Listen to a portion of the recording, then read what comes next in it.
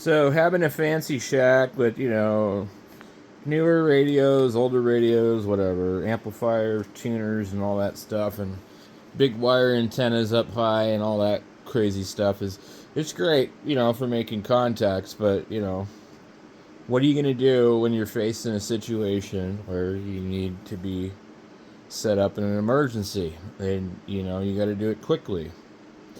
Or, you're out camping for the weekend somewhere.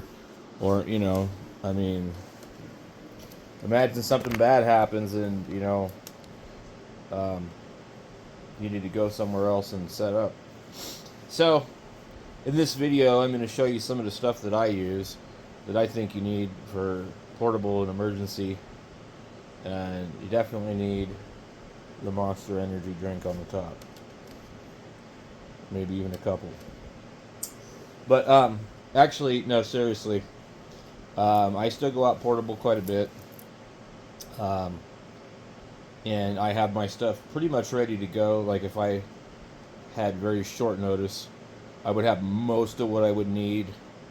I could grab these 3 Harbor Freight cases. The smaller one has a G90 in it. And the G90 by itself is almost like, the tuner is amazing on that thing. So you really only need a battery and an antenna. The orange one is all the MP1 Super Antenna kit. And then the one down below is an 891 Yaesu with another MP1 Super Antenna kit. And they have different whips on them, but you could basically take those 2 screwdrivers and make a rotatable dipole with them. And I do have a bracket for that. So what I'm kind of doing is I'm trying to get caught up on other stuff, and I'm going through my portable stuff. I would really like to get the Xiegu X6100. Kind of looks like a copy of the 705, except for it has a battery and a tuner, and I think that's a pretty big advantage. I mean, portable, I don't need 2 meters. I don't need 440 for portable. I don't. I really don't. If I do, I can have a handheld. I mean, that's going to be pretty much like, when am I going to need 2 meter portable 100 watt radio or 50 watt radio? Not real often. And I certainly don't need it in a QRP format. So, a 2 meter and a 440 in a 705 is more like a novelty. If you're actually portable out in the field, I wouldn't want a radio that's that expensive. Anyways, so. But, I mean, use your handheld. Use something else. It'd be a cool radio to own, just to experiment with at home. And, if people still did 2 meter sideband, it would be really cool for that. I mean, don't get me wrong, it's a cool radio, but it's expensive. And it's not necessarily practical. It doesn't have a tuner in it. So, I also keep some other stuff, like, this is the Wilson 1000. This came from a Goodwill. $4. They smack it into everything. But it has a connector on there where you can just pretty easily set it up. So, so we can set that there, and if it'll sit there. I have this tram also, same way. So, you take like a CB mount, and you flip the thing around, and you just screw this to it. So, those are cool to have for portable. And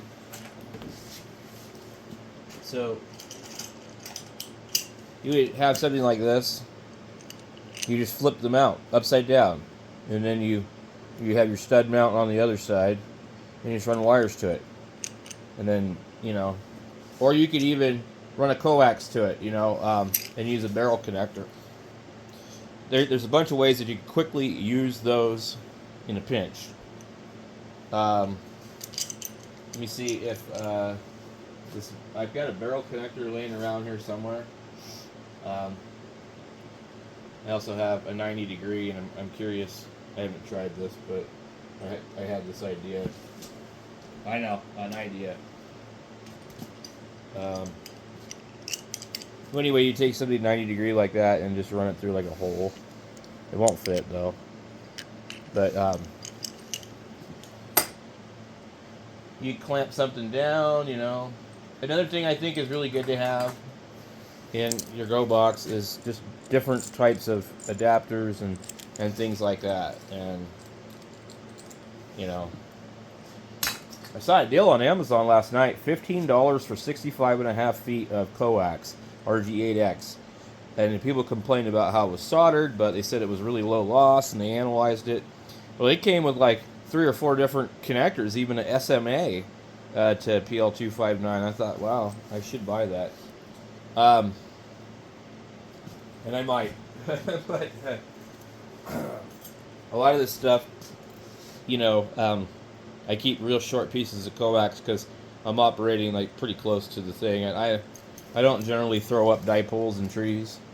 Now, that is a good thing, though. If you could quickly deploy a dipole, you're going to do a lot better than you will with some of these other options, you know. But I can, you know, take also, I've got like a collapsible antenna, an MFJ one. Those work good. This thing here is about, I don't know, 90 bucks now. And it's just a whole lot of wire, okay? But it works. And then there's a little antenna that goes on the end of it. It's not very long. You could experiment with this, okay? And put a much larger radiator on the end of it. Now, I think that they did something stupid with this to where it's not like a normal connection anymore. Like the standard thread. We could try and see. I had also found that they sell these on Amazon and eBay. They're called like a Falcon 2000, but they're really not good because they were kind of designed for the CW part of the band, and so they resonate over there, and it just doesn't really. They're too long on the whip part. So unless you want to trim the whip part, let me see what I got here. That's part of an antenna. I'm trying to find the thread part without holding a whip and trying to screw it in there. So I knew I had a piece floating around here somewhere from an antenna. And that's what I'm looking for. Also, you know, you use bolts and screws and stuff like that, try and get as much stuff stainless steel as possible. You will thank me later. Because when it rusts and gets nasty, it's not fun to work with. So, what did we do with everything?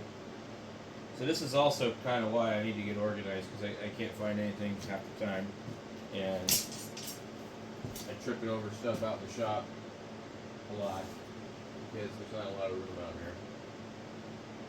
So let me see. I don't know where it went.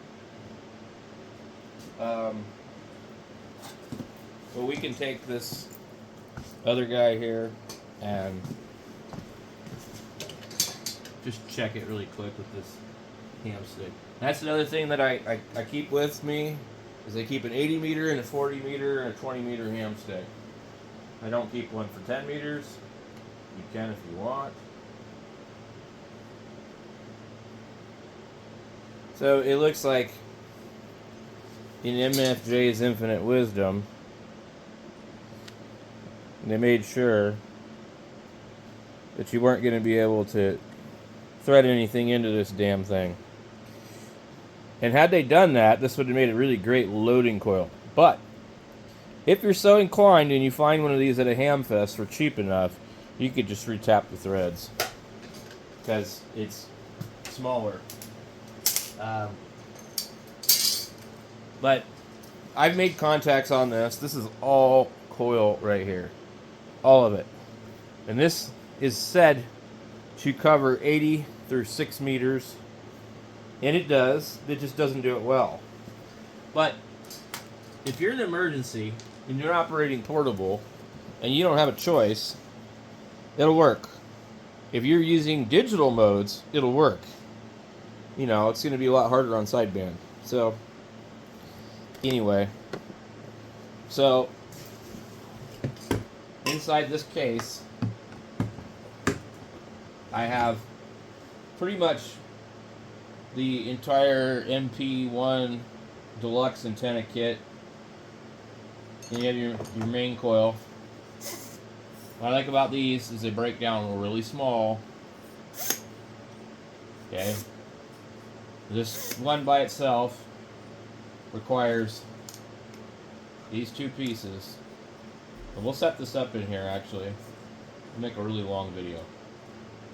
I'll set this up in here and maybe even get the laptop out and make some FT8 contacts on the G90 in the garage. These are for the tripod. There's another one somewhere. It depends on how you want to hook this antenna up. These are not cheap. They're not really do-it-yourself. They're not really, you know, I mean, they're really like more of a appliance operator type of thing. But I found a good deal on them, and I bought them. I do have another one in this case that I bought brand new when they were $159 for just this coil and this, and I think no mount at all. And there's also an 80 meter coil that you would add here if you want 80, and they charge a lot for that. It's really expensive. These are also really good to have. About 20 bucks on Amazon. Don't bother buying the ones from PowerWorks because it's the same thing. Don't waste your money. They all started out from the hobby industry, from RC planes and cars. So I keep like a section of coax in here. It's not super long. It's just long enough to keep the antenna out of my face. So, got 80 there. This is a titanium whip that they sell that you can fold up like this. I really don't care for this, but it is what it is. It works. It's not adjustable, that's why I don't like it. It's one less thing that you can custom tailor. I keep this in here. I use these Dean connectors for various different things. I'm running out of them, but I used to have a whole ton of them. This goes to a tuner or whatever you need to run. And I have an MFJ tuner that runs off of that. Some more coax. Some more coax. For just antenna experiments on the fly, I just made this little deal.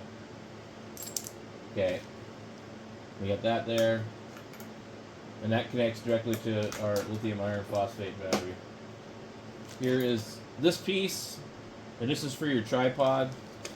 And then you have like this type of piece. It's a multiple, you know, you need to make sure you have the Allen wrench in here with it.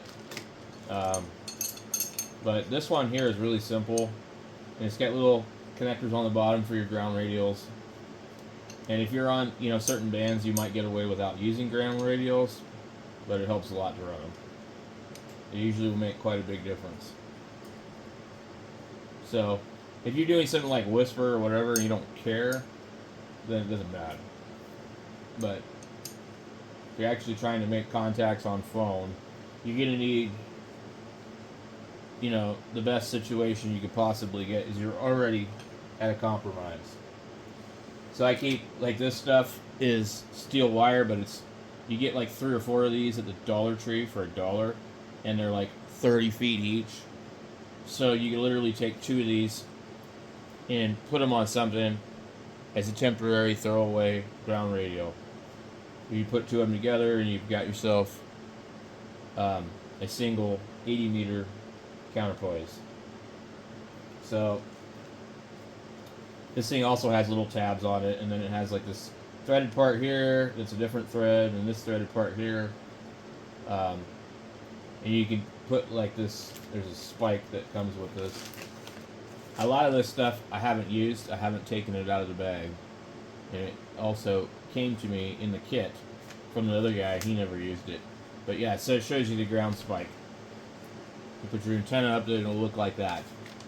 And that's cool, but in Arizona, you usually can't stick stuff into the ground because it's like dried out clay. So, I don't worry about it. I don't operate with that. And then, the rest of this is literally the entire deal. There's radials in here. This is also another goofy antenna. I found this at a thrift store. It ends up being a CB antenna with adjustable rings on it. I don't think I'll ever use it, but it's pretty small. So in here is just all ground radios, and then they have a 60 meter coil, which is useless to me, and a 2 meter, what they call superplexer. Here's the radials they give you for the 2 meter thing. I don't know what was in here. 2 meter radial set, different one. 6 4 meter, 2 meter UHF, 23 centimeter bands, super wire radial set. All this stuff costs a lot of money if you ever have to buy it from Super Antenna separately. So this is the 2 meter, and this is absolutely ridiculous. Why is this thing this big? 2 meter diplexer. And they spelled meter with an E on the end. Designed in California. Written with UK language. Does this one say meter? It does. I never noticed that until now. So they show you kind of how you hook it up, and you know, the thing that's stupid about this is, like, you're going to hook this up to your HF antenna. They want this to go like this, okay? Actually, they wanted to go on the bottom, but I think they do. So it's supposed to be able to work on a radio that does everything. But I don't know any radio that has the same antenna port for 2 meters as HF. MC2 diplexer for 2 meter band. Adds 2 meter VHF band to the MP1 series super antenna. See the back label for recommended radial sets and mount types. Requires radial set, requires operate 2 meters and HF 6 meters without reconfiguring. Power rating 500 SSB, 300 CW, data and FM. So, yeah, they want you to use this rod with this, and then you put it underneath your HF coil. And then you use these little things here.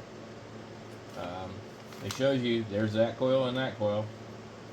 But to get this to work, you would then need a duplexer.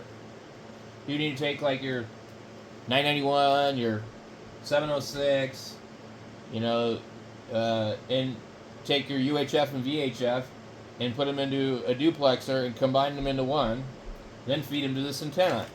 And that's just stupid. So I wouldn't want to do it like that. So this is going to stay in the bag. It's a hell of a coil for 2 meters. It's like, Jesus Christ. I mean, like, that's almost the length right here of, if you add these together, you know, 19 inches. I mean, like, it's a quarter wave or whatever the hell. So, this is just, I don't know. I think it's stupid. That's just me. So, there's a reason why a lot of this stuff's just sitting in the bag and never been opened by the previous owner or me, because it's stupid. And there are better antennas and better ways to get on 2 meters and not make your life so damn complicated. So that's what I keep in the antenna box. And I have used the 80 meter coil. I'm not impressed with it, but then again, you know, what do you expect? And I operate portable during the day, so 80 meters isn't really a band I'm going to use during the day. So let's see here. We're going to shift on over to here. We'll take this piece here, screw it down into our tripod.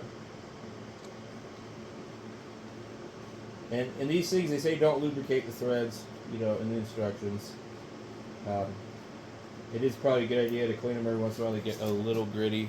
It's aluminum on aluminum. Not my favorite, but, you know. Another thing I keep is a pair of oddball clamps to clamp the other piece to different things like picnic tables or whatever.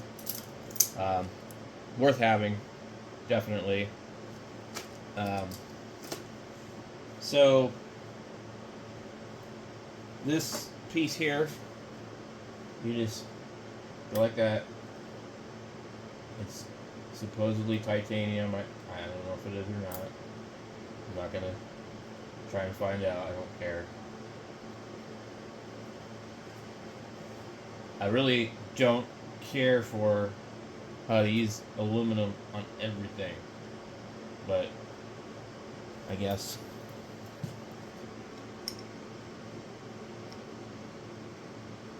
it's just you know, probably they manufacture these probably all in house. They've already got a CNC mill. So now we've got that on there.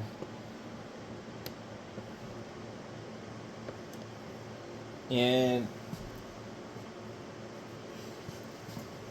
what I like to do is make sure that, you know, once I'm starting to get set up, especially if I'm at a park or have my kids with me or whatever, I start to put this stuff away that I'm not using, especially if the wind is blowing, you know what I mean? So I like to have this a certain way to where it's a little bit easier for me to, you know, quickly put stuff up, but also kind of, you know, not have this sprawled out mess. So this connection here, I don't have a radio that I would normally use anymore for this. But what I do is I take my pieces here. I'm not sure if you guys can see. Okay, I take my pieces here like this, and I'll have like one of these with a power pole on it, and I can make it short, and then I'll have a fuse section, and I'll make it short. But this is also, this piece adapts this to this, so that my meter can go here, and you have power pole to power pole, or I can go like this and take my battery, which I need to improve these, but I can take my battery and I can plug it in.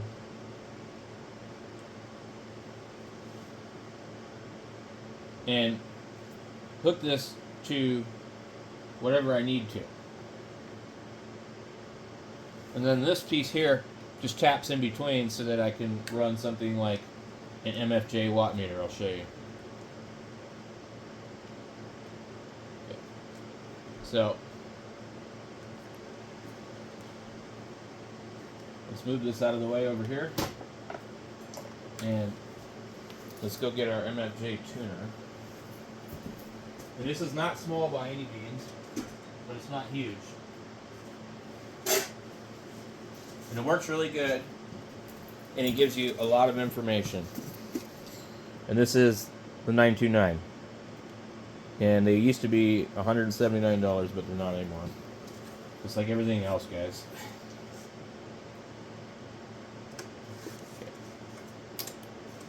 So this reads your frequency, it reads your SWR, it reads your forward power, your reflected power. It's really good. And it works better than any LDG that I've seen. I do have an LDG Z100 Plus in that case down there. So this is about the size of an ICOM 706.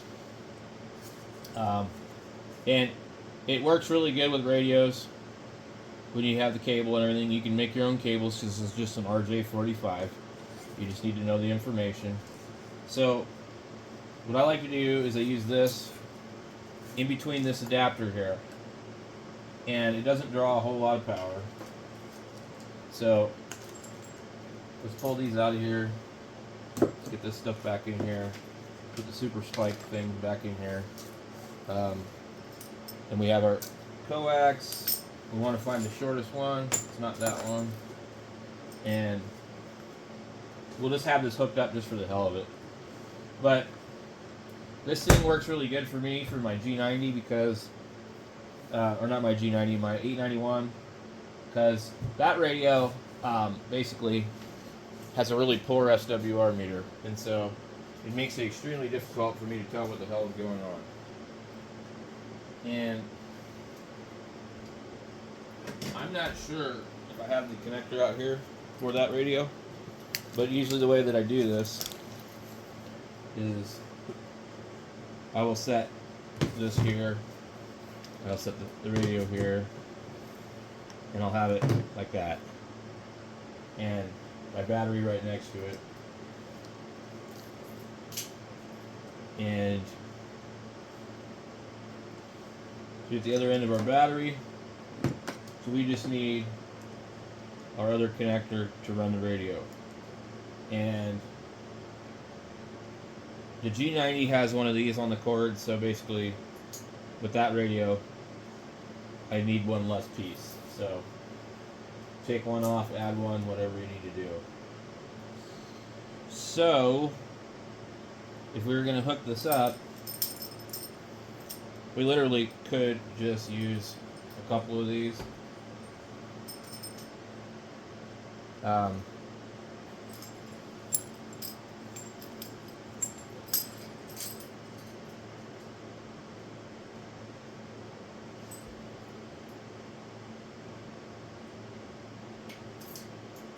Right now I've got this heater on right next to me. I'm running it off solar right now, heating up the shop.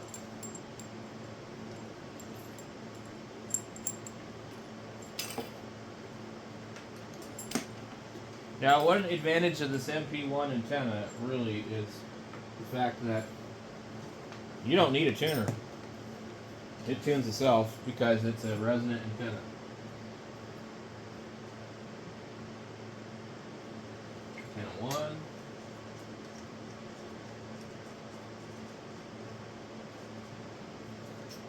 And this is the new favorite battery. They were on sale for $19. They're $26 now. I would recommend you buy the 12 amp hour battery for like $35 instead. That's like a $150 battery from Ham Radio Outlet. But I would recommend you buy the version, the 12 amp hour, because it's $35, which when you look at it, that's like, you know, less than $20 for two of these. So it's less than $20 each. This battery was $19 when I bought it. This is a 6 amp hour. You can get a 12 amp hour for $35. That's the one I would buy on Amazon. And it's on sale right now, but probably as soon as I open my mouth, it'll go back up to like, I think it was on sale from like $45.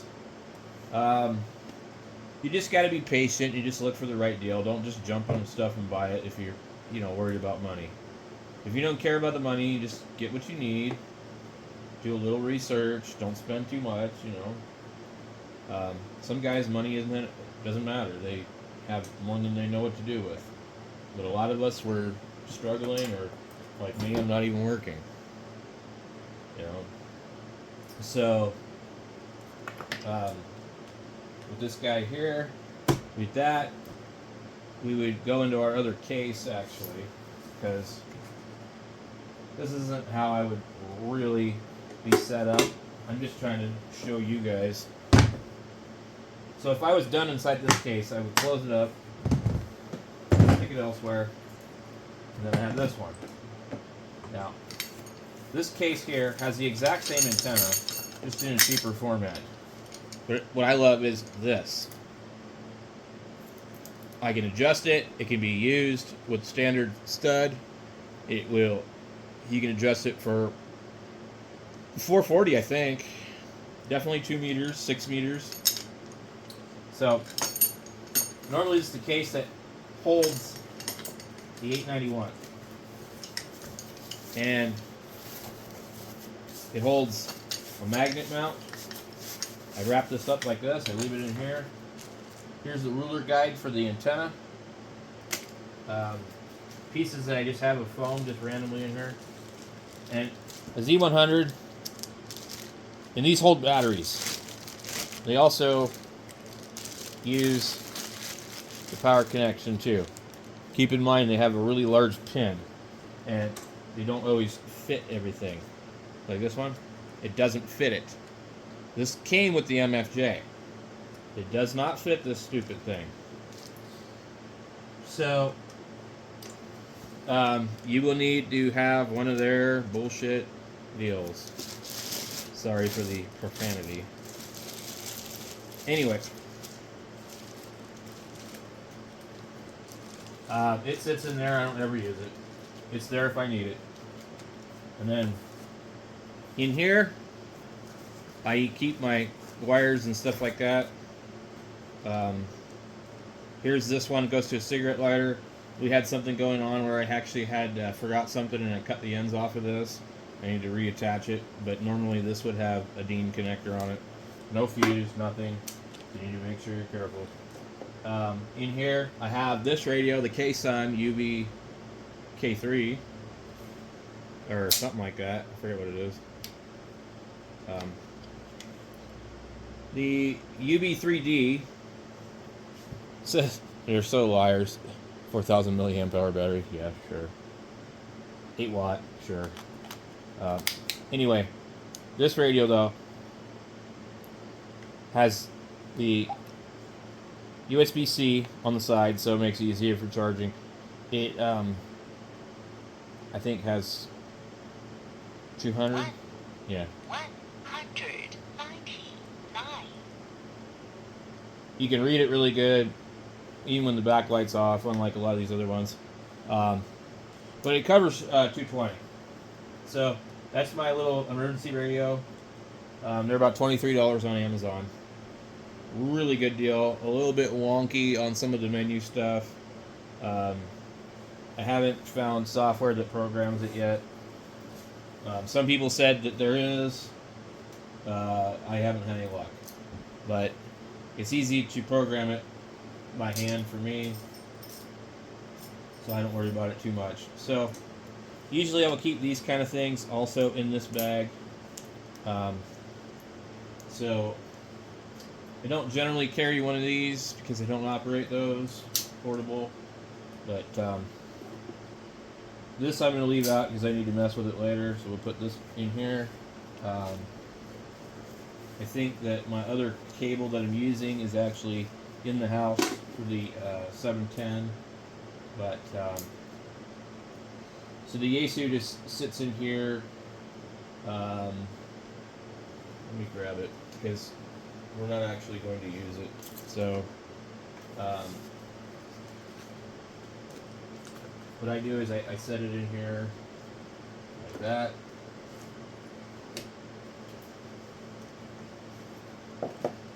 Microphone there. I'll stick a couple of these behind it. And I'll put one of these near the screen.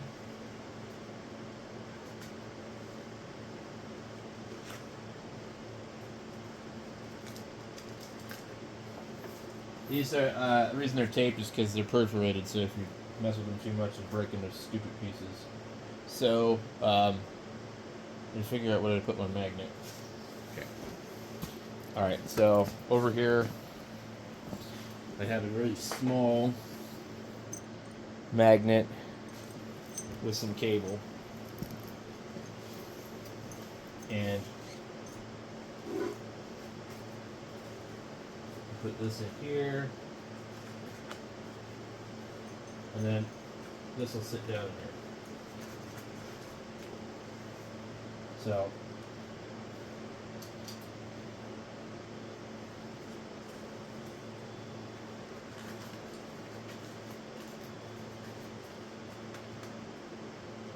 and if I wanted to, I probably could dig out part of the case for that. So all that sits in there.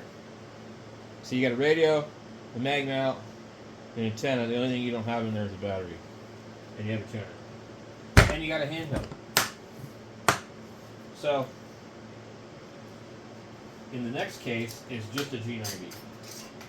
And I was thinking about getting one of these cases and putting it in there, because I think if I did, I might be able to fit the battery in there.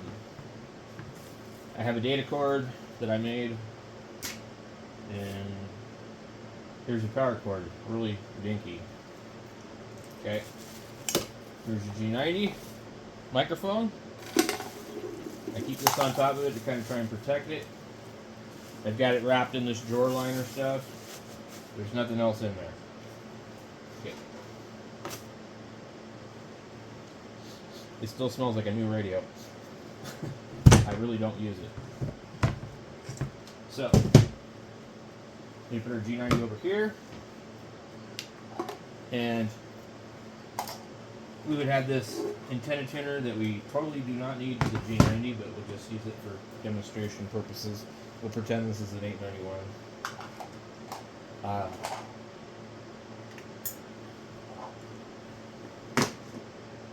And then we take this cable here. Let's see what kind of view we have. Okay. And we hook it to, where's the end of this? In the case of this, we will have to add this here so that we can get that. And then now we can plug in our G90.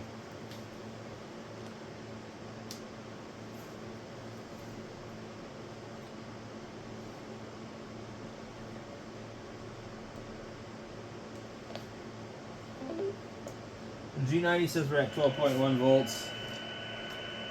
Battery pack is going to say so 12.3.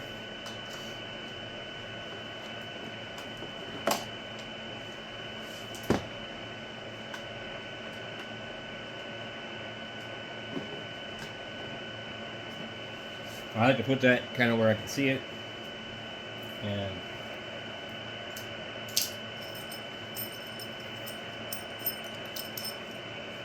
this is a section of coax that I keep with a ugly choke on it.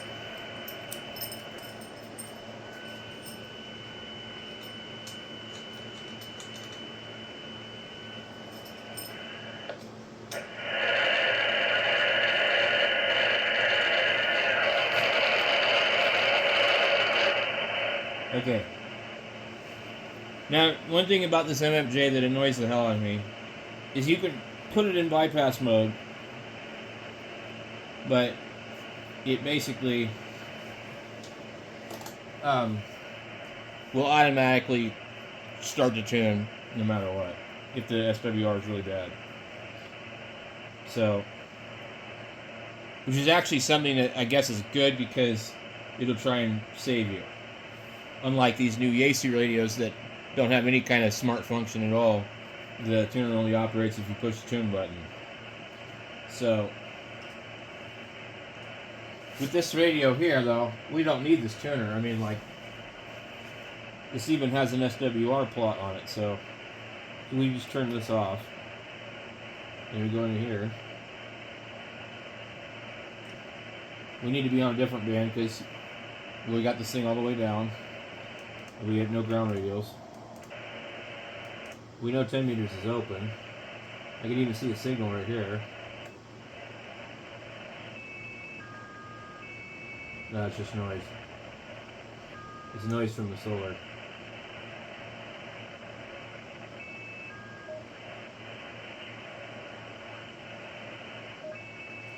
Let me go over here and turn off my solar. Or at least the inverter.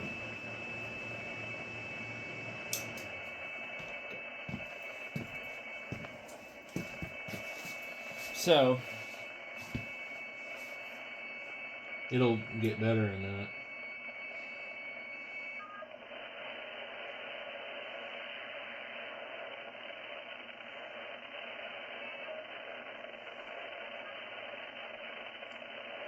Where is that guy on 425 when you need him, right? With this G90,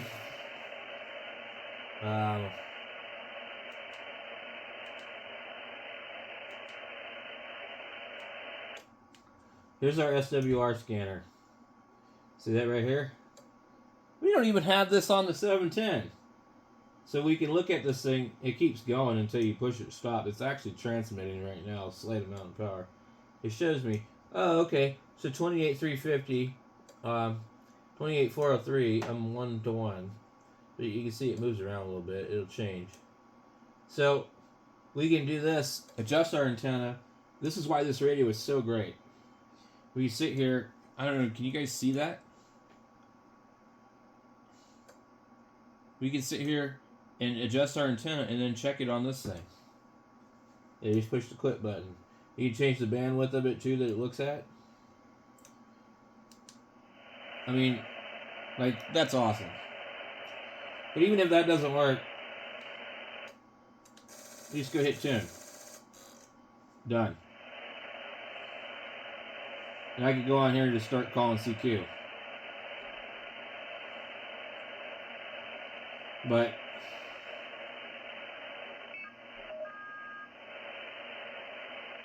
I'm in the garage, so I'm not really seeing any signals. Just noise from my solar.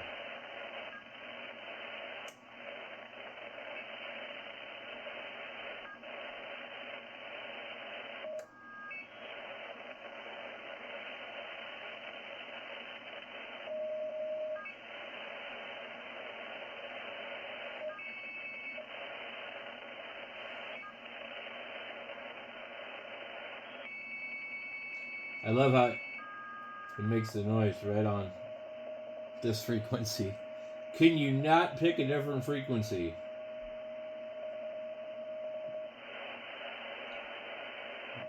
Literally right there. Luckily, people don't use that as much as they used to. So, let's try some of these other bands.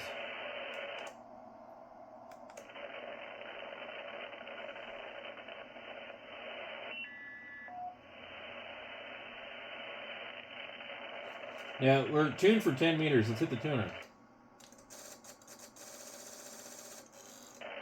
It will still tune 17. And unlike the Yaesu, when it tunes, your receive will get better.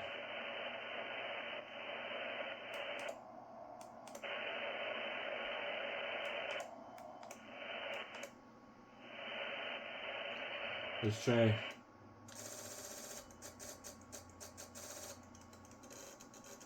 You tell it doesn't like it, but it still tuned it.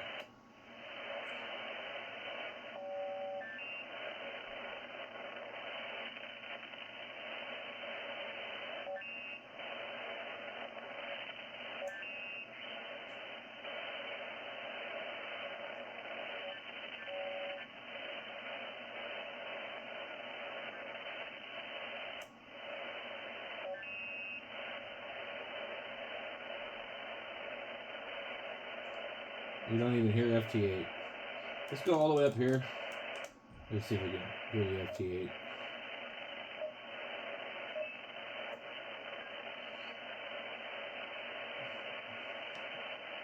Let's change the step.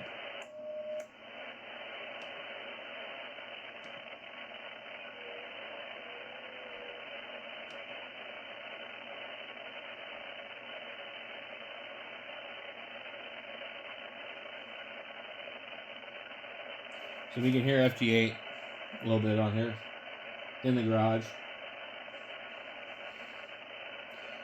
Okay.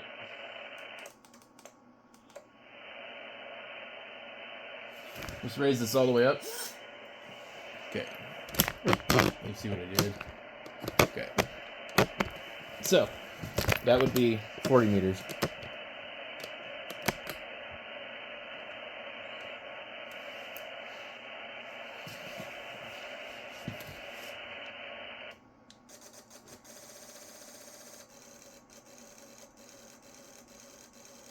No radios that doesn't like it.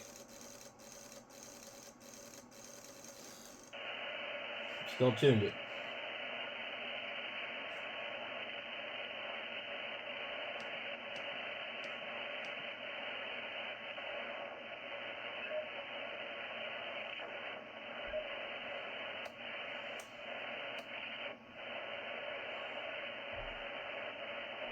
Yeah, we're not going to pick anything up in the garage. But if it was outside, it would be different. So,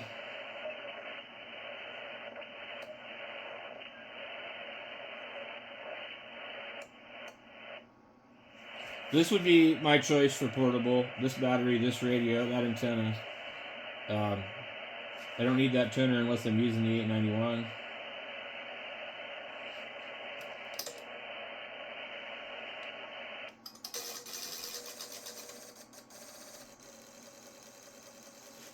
MFJ is trying to tune at the same time too. So it's 23 to 1. 23 to 2. Forward 1.9. Reflected 1.6. Now, if you want to use this tuner, you have to put a carrier into it. But that's another thing that makes it kind of annoying with the 891 is then you got to go into the menu to go into AM and put a carrier into it.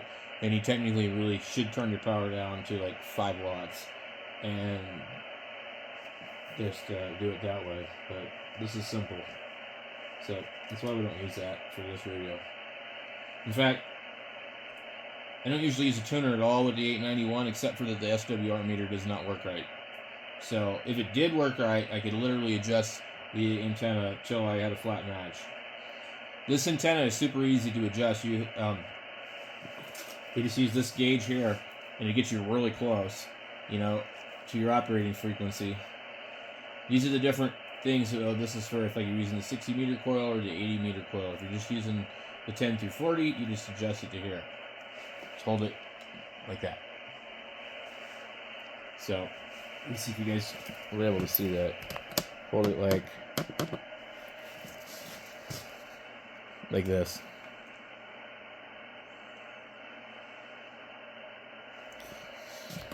Anyway, that's what I would use for portable emergency, and that's what I use when I go out and operate.